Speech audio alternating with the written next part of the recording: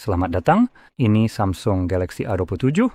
Saya akan tunjukkan cara masuk ke recovery mode di perangkat ini.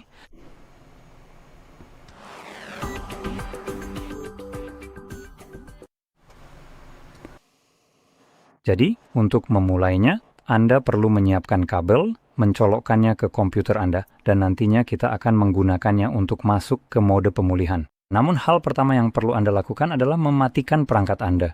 Anda bisa mengusap layar dari atas ke bawah, klik tombol daya ini, lalu pilih matikan, power off. Sekarang setelah perangkat mati, Anda bisa mengambil kabel ini, lalu mencolokkannya. Dan tidak seperti sebelumnya, sekarang kita perlu menunggu logo pengisian daya muncul dan benar-benar menampilkan persentase di bagian kanan bawah sini.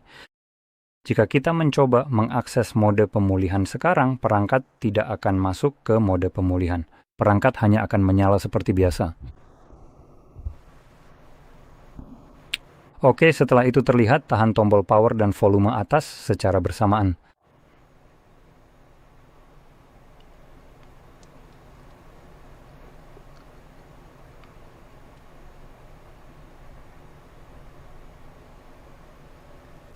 Dan berhasil. Itu dia mode pemulihan kita.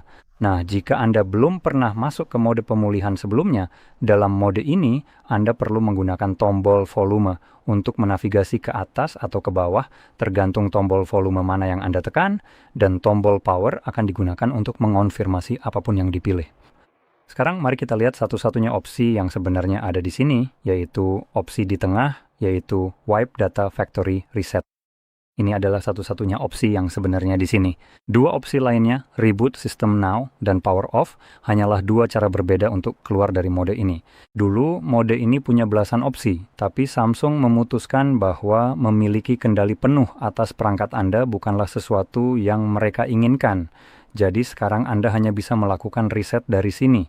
Dan juga, mode download sudah tidak ada lagi karena jangan sampai Anda bisa menginstal ulang ponsel ini dengan perangkat lunak berbeda yang tidak menyertakan Samsung.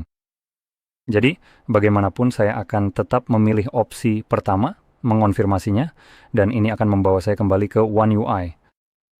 Ngomong-ngomong, kita juga bisa mencabut kabelnya. Kabel itu cuma dipakai buat boot ke mode pemulihan, nggak ada alasan lain selain buat nyebelin.